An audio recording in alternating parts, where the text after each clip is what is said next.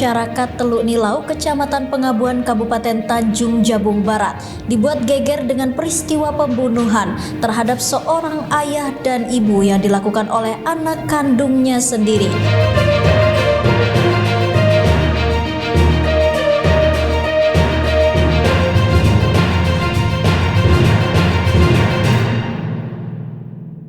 Selamat malam pemirsa, apa kabar Anda hari ini? Semoga Anda tetap sehat di tengah ancaman wabah COVID-19. Kami berharap Anda dapat menjaga diri dan keluarga serta tetap menjaga kebersihan, mencuci tangan, memakai masker, dan menjaga jarak. Senang sekali dalam beberapa waktu ke depan BTV News kembali menyapa Anda dengan sejumlah informasi terkini, menarik, dan inovatif dari berbagai wilayah di Provinsi Jambi. Bersama saya Lara Jingga dalam BTV News selengkapnya.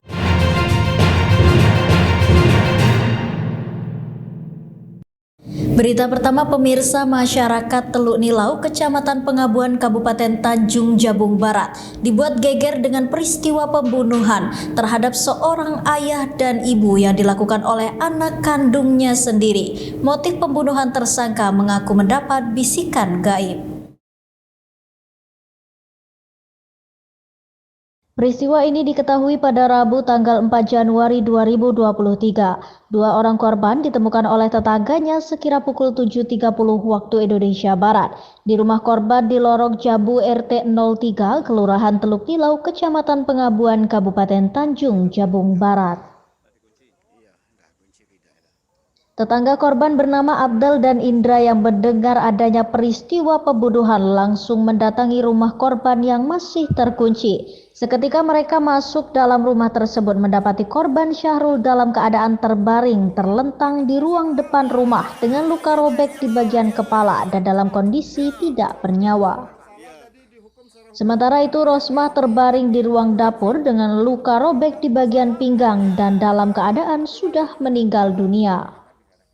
Kedua korban tersebut dibunuh oleh anak kandungnya sendiri yang selama ini tinggal serumah dengan kedua orang tuanya. Usai melakukan pembantaian terhadap kedua orang tuanya, pelaku langsung bersembunyi di rumah pamannya. Dalam video amatir polisi yang datang ke lokasi kejadian disaksikan warga dan mengamankan pelaku pembantaian yang menggegerkan warga tersebut. Kapolres Tanjung Jabung Barat AKBP Muharman Arta menyampaikan tempat kejadian peristiwa tersebut terjadi di Lorong Jambu Kelurahan Pengabuan. Korban merupakan ayah dan ibu kandungnya sendiri. Ayah bernama Hairul Anwar 50 tahun dan Rosmah 50 tahun. Dalam keseharian tersangka tinggal satu rumah bersama kedua orang tuanya. Kapolres juga menjelaskan setelah membunuh pengakuannya tersangka ia mandi di sungai kemudian alat berupa barang dibuang di sungai. Sedangkan di TKP hanya ditemukan gagang parang. Bersama kedua orang tuanya yang menjadi korban. Untuk sementara pengakuan tersangka motifnya mendapat seperti bisikan gaib yang menyampaikan bahwa orang tuanya adalah dajjal, pendosa, dan harus dibunuh. Perbuatannya kejadian tepatnya sekira jam 1 dini hari sampai dengan jam 2 dini hari. Yang pertama dibunuh adalah ayah kandungnya, kemudian baru ibunya.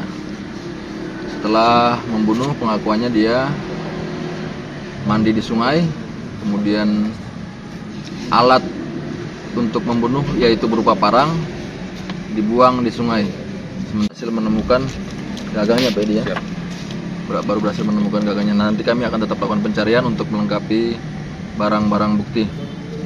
Sementara tersangka kami jerat dengan pasal 338 KUHP pembunuhan, ancaman maksimal 15 tahun. Sementara itu Doni Octavianus yang merupakan tersangka kasus pembunuhan mengaku sering mabuk-mabukan dengan menghisap lem yang ia beli dari uang orang tuanya. Ia mengatakan motif ia membunuh ayah dan ibunya karena mendapat bisikan gaib bahwa ayah dan ibunya adalah dajjal dan harus dibunuh. Nggak tahu.